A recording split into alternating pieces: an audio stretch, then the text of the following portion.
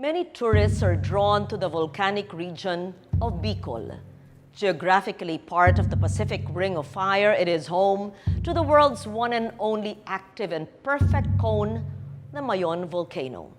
Today, our first stop is the Bulusan Volcano Natural Park, where we will find scenic lakes and verdant forests bursting with diverse biological species. Join me in discovering how Bicolanos are taking care of its fragile ecosystem.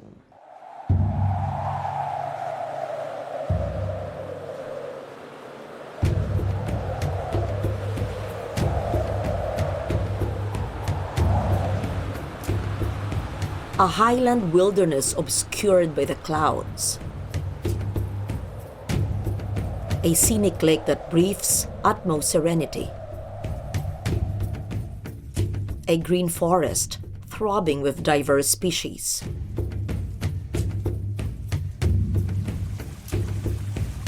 Beyond its spectacular views, this ecotourism destination offers a total package of best practices in protected area management.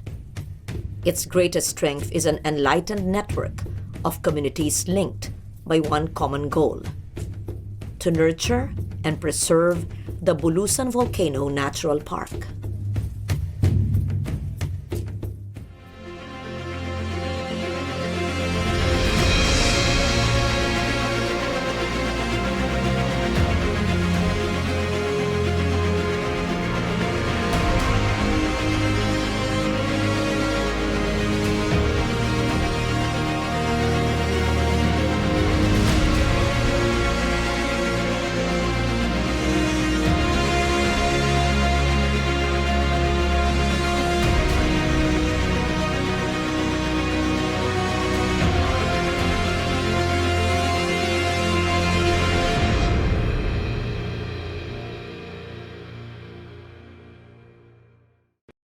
The Bulusan Volcano Natural Park lies at the tip of the Bicol Peninsula.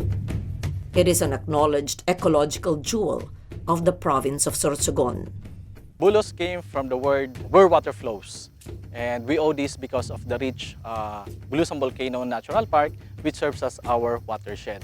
This is also the home of the Bulusan Volcano, which is one of the most active volcano here in the Philippines. This is also the highest and the centerpiece here in the province of Sorsogon, towering at 1,565 meters above sea level. The park is a wildlife habitat and watershed complex that is home to several natural attractions and geologic formations. Aside from its 3 mountain peaks, it has iconic lava domes, 3 scenic lakes, waterfalls, a river with its creeks and tributaries, and a secondary growth forest teeming with endemic flora and fauna. Undeniably, though, the most outstanding feature of the park is the Bulusan Volcano. Ang Bulusan Volcano po ay, kung titignan lang natin siya, mukha siyang bundok. Kalmado po. Pero pag nag-erupt naman po siya po ay may behavior na phreatic eruption, kung saan parang nagpapakulo ka ng mainit na tubig at bigla siyang sumasapot. For the past years naman, ang pinakamataas na ash column na nakita natin ay 2 kilometers. The recent po yung last 2018, nagkaroon po ng tinatawag natin na fountaining or lava fountaining. Magkaiba po sila ng Mayon at saka ng Bulusan. Kung ang Bulusan po ay more on water or water lang po na nag-contact sa magma, ang Mayon naman po ay nagkakaroon ng mga lava fountaining, lava flows, and phreatic eruptions din po. Deemed the most scenic spot within the park is the Boluson Lake, nicknamed the Little Switzerland of the Philippines. Totally enchanting with its postcard-worthy vistas, the lake is located on the southeastern side of the volcano, 365 meters above sea level. Legally recognized as a protected area by virtue of Republic Act 7586, Bulusan Volcano Natural Park is a premier ecotourism site. Pangalawa po yung Lake Agingay na matatagpuan po sa elevation 900. Maliit po siya sa Boluson Lake. Nagkakatubig lang po siya pag ganitong tag-ulan. Pangatlo pong lake yung nasa crater mismo ng vulkan, yung Blackbird Lake. Being on top, you can see the formations such as the Ginabangan lava domes, a primary forest which is heaven for biologists, botanists, entomologists, because we believe there's a lot of undiscovered flora and fauna in the area. Within the park are two plant species named after Bulusan. These are Pronephrium bulusantum, a type of fern, and Schefflera bulusanicum, an aquatic plant species now named Schefflera caudatum. Significant dipterocarps abound in the forest, mostly along the periphery of the lake. Some 41 recorded species of trees are found here, among them the white lawaan, nara, and acacia. Adding to the park's vibrant color are the many floral species and plants likewise found near the lake. A big percentage of endemic bird species that are globally threatened have been sighted within the forest area. Dito rin po makikita yung bali 4 na mga conservation species na dapat nating pangalagaan. Yung cloud rat, yung Philippine warty pig, at yung Tarictic hornbill.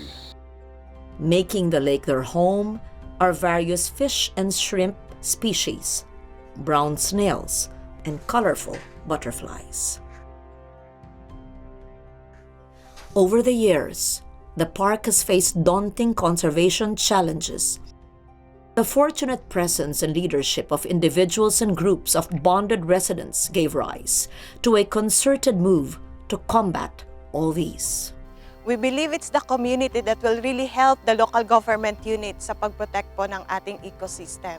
So kahit gaano po kaganda ng mga programa, kung wala pong participation yung mga tao, useless po yung mga programs. Confronting the problem meant having the courage to directly deal with slash-and-burn farmers, profiling them, and discussing possible solutions to address their plight. There are a lot of initiatives na rin po ng local government unit. For example, in respective barangays, sila na po mismo yung nagbabantay. Kasi kulang po yung aming mga bantay gubat. So sa barangay po namin, for example po, may mga sighting sila ng uling. So ire-report po nila yan agad sa amin. So policy-wise, meron na po sa barangay level. At ang ginagawa po namin, pag meron kaming mga nare-receive na reports, nire-report din po namin sa DENR. But in our own po, kinakausap namin kung sino yung may violations na pwede naming i-refocus. At syempre, tinitingnan namin ano ba yung pwede naming maging intervention. So yun po yung magiging baselines namin. Being an ecotourism site, we have a lot of jobs to offer to fathers, being maintenance workers, utility, boatmen, or as guides. And we have also jobs to offer to mothers, like dishwashing, and as food servers, as cooks, and also to ate and kuya, being also tour guide in here. And also, they sell pili, taro chips, to our pasalubong centers. Yung mga guides, sila po yung nag-a-assist sa ating mga tourists, sila po yung nag-o-orient, they tell them ano yung mga do's and don'ts po dito sa protected area, like yung mga protocols. Yung mga stakeholders, sila po yung mga guides natin at ang mga staff natin from the LGU, sila na rin po yung nag-a-assist doon sa gate, sa entrance natin at sa canopy walkway. We have also organized our lake fishers here. We conduct synchronized cleanup in this area.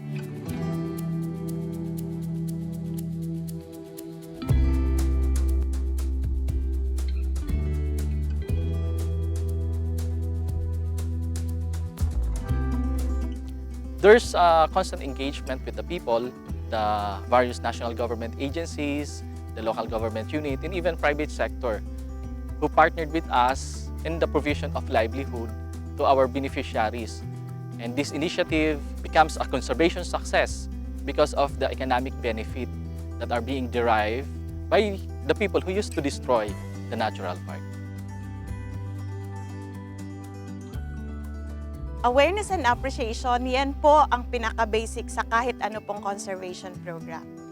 Una po, fresh air. So kumpara po sa air na nakikita ninyo sa city, iba't iba po yung fresh air na mararanasan ninyo dito sa Boluson Lake at sa entire protected area. Pangalawa po, water. Kaya nga po pinapangalandakan namin na Bulusan, it's where water flows. Kahit saan po kayo pumunta, marami kayong makikitang bodies of water. Hindi lang po itong Boluson Lake. We have also that great Bulusan River.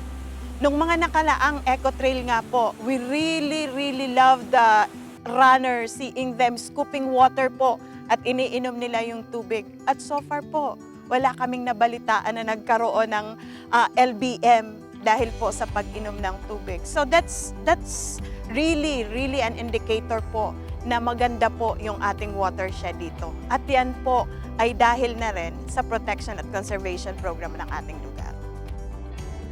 Today, the province of Sorsogon beckons you to experience its prime example of environmental protection at work at the Bulusan Volcano Natural Park.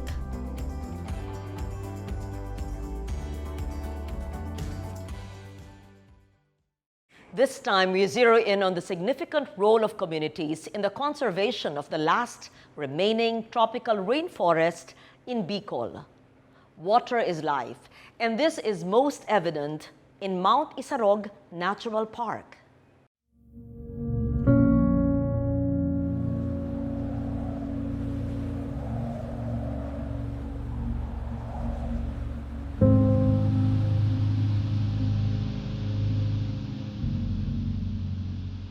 It is hard to resist an invitation to experience nature inside the last tropical rainforest in Bicol, nicknamed Volcan de Agua. The vast natural complex provides the much-needed water that keeps the province, its municipalities, and progressive city alive. A cradle of rich endemic flora and fauna, it now seeks vital attention and managed protection as a key biodiversity area. This is the Mt. Isarog Natural Park. Lying within the southern Luzon region is a Mt. Isarog Natural Park, deemed an ecologically and economically important watershed of the Bicol River Basin. It has been a wellspring of life for centuries. So kahit saan ka pumunta dyan, may tubig. So there are 16 major rivers around Mt. Isarog. There are several waterfalls, totaling to about 100 waterfalls inside the protected area. That's why they call it Volcan de Agua. Encompassing an area of more than 10,000 hectares, this biogeographic jewel of Camarines Sur straddles 6 key municipalities in the progressive city of Naga. In 2002, Proclamation number 214 officially named Mt. Isarog a park. With the passage of the INIPAS Act 2018, it was classified and legislated as a natural park. A potentially active volcano, it is a welcome sight that greets visitors arriving in Naga Airport. Inside Mt. Isarog, there are hot springs, sulfur spring inside the park, which are welcome to the tourists. So the summit, usually, yun ang pinupuntahan ng mga tourists dito. Pag nasa taas kasi, pag umaga, during sunrise, makikita mo yung sea of clouds dun sa taas. So mostly, diyan sila nag-overnight sa summit. Within its lowland forest, one can find a tall canopy of giant dipterocarps, some reaching as high as 60 meters. Grasslands are dominated by kogon and talahib, while the mossy forest is inhabited by bamboo, pandan, ferns, and pitcher plants. Meron din tayong mossy forest na nasa taas. Then meron din tayong mga ratan, climbing bamboos, tapos mga ferns, mga giant ferns, yan marami dyan. Red lawaan, white lawaan, may almasiga, yan, mga endemic siya dito. So it provides water, kaya maraming tubig ang Isarog, maganda ang vegetation niya eh. Among the most scenic waterfalls in the area is Malabsai Falls, frequently photographed by visitors to the park. Crystal clear water na nandiyan nga. Yan ang source ng tubig dito sa 6 municipalities in 1 city na nakapaikot sa Mount Isarog. So ito ang pinaka-source ng tubig. It provides irrigation to about 67,000 hectares of rice land. A perfect complement to the hardy trees and plant species are the endemic fauna that roam around and find their home inside the park's forest cover. Tapos yung isru rats, cloud rats, then frogs. Yan, marami din dito yan sa Mount Isarog. Isarog blind snake, yan, nandito yan. So maliit lang siya, hindi naman siya kasing laki talaga ng normal na ahas. So nandyan siya, isa rin siya dito, endemic siya dyan. Mga wild cat, yan, marami din dito musang. Tapos baboy damo, meron din dyan. Mga indicator species na ang isang area ay highly diverse. So meron din siya diyang mga hornbill, which is considered as vanishing species. So bihira na siya dyan. Bale nangyayari na sa Isarog, feeding area na lang nila, then lumilipat sila sa ibang lugar. Mount Isarog is not only a tourist spot in Naga City or in Camsur, but it's a source of life. Not only the watershed, but the ecosystem services provided by Mount Isarog in terms of flora and fauna and the livelihood, hindi na po matatawaran. So we conduct our field exposure activities, fieldwork activities, especially sa terrestrial ecosystem sa Mount Isarog. Marami pong mga initiatives and activities and mga basic projects and programs ng ES students, particularly the environmental science students, ay quarterly nagkakaroon sila ng tree planting activities or every semester. And then minomonitor namin yung mga na-plant nila ng kahoy sa Mount Isarog with coordination and linkages with Sir Pasubong, the Chief Superintendent ng Mount Isarog. Other than it's fun, it's really informative at the same time. And at the end of the activity, they feel so fulfilled. Kahit pagod na pagod sila, nandun yung fulfillment na nakakatulong sila, hindi lang sa kalikasan, but particularly na Mount Isarog. For centuries, the mountain and its forests have been the home of the Isarog Agta.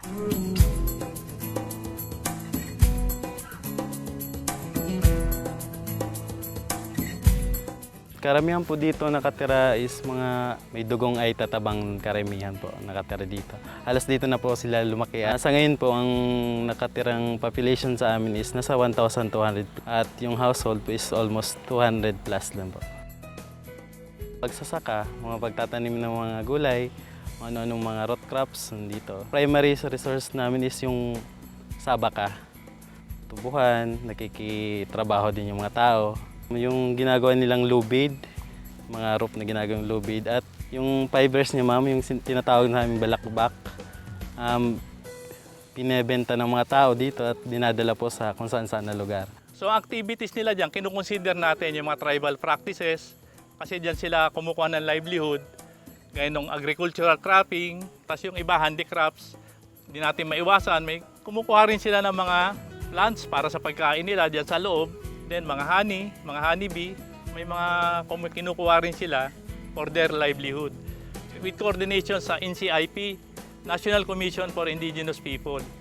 So sila nagbibigay ng protection din dito sa ating mga kapatid na katutubo dito sa Mount Isarog. So hanggang ngayon, kinukuha din natin sila pag may activity sa loob, sila nag-guide dyan, mga tour guide, mga sa turista silang kinukuha natin. Then kung may mga project tayo dyan, gaya na sa reforestation, rehabilitation, involved sila pagdating sa as a worker, as a manager, sila nakakaalam ng area.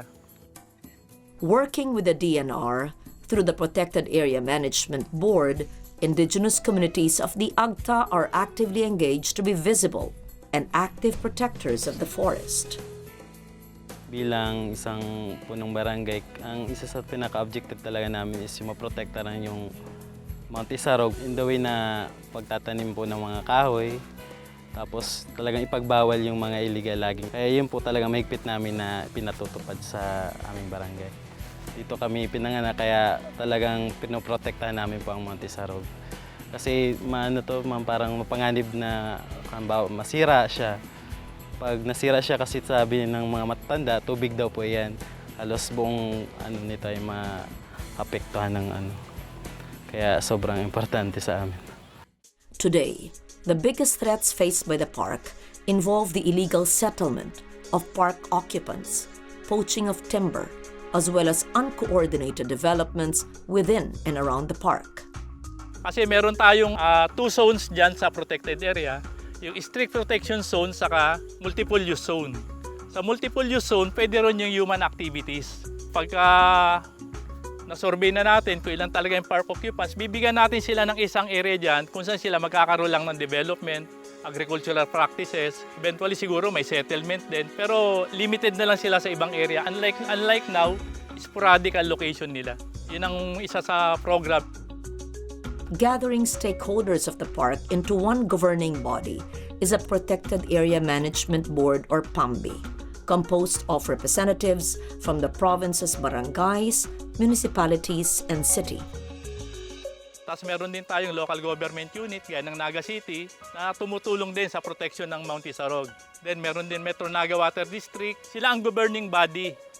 So lahat ng programs, activities na mangyayari dito sa Mount Isarog, dadaan niya sa board for their approval, concern, mga ganon. Ang delegations ng aming office ay magbigay ng karagdagan, protection ng hindi inaabot ng national agencies. Whereas mayroon po kaming special divisions from our DENR department, the watershed management divisions, na nakadesignate yung pangangalaga, pag-maintain, including monitoring sa lahat ng mga activities doon sa ating protected area or the Mount Isarog Natural Park.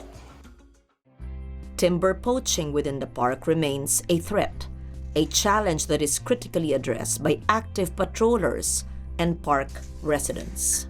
Meron pa rin dyan sa loob ng parke, kumukuha ng panggatong, pamposte, minsan lumber, mga ganon. Pero nare-regulate na rin natin kasi may mga activities na tayo ngayon, yung gaya namin yung lawin patrolling for biodiversity protection. So ginagawa ito monthly, kino-cover, may isang area ang kino-cover. At least nami-minimize na natin, unlike before na talaga rampant ang cutting. Unregulated tourism could have a negative impact on Mount Isarog. So dapat i-regulate natin yung number of tourists. So okay naman po ang mga turista, mga hikers, climbers and mountaineers ng Isarog kasi isa rin itong paraan para matangkilik, ma-appreciate nila yung kalikasan. However, it should be regulated para hindi mabugbog yung trail ng Mount Isarog. Inevitably, the role of Mount Isarog as Bicol's water tower cannot be overlooked. For water is life, and the wise management of the wellspring of this resource should definitely be a top priority. Today, the outlook remains positive as people and institutions continue to work together to protect and conserve Bicol's last rainforest, the Mount Isarog Natural Park.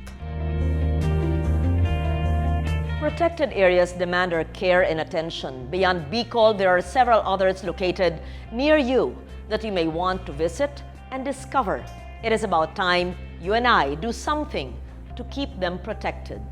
The future of our fragile earth is in our hands.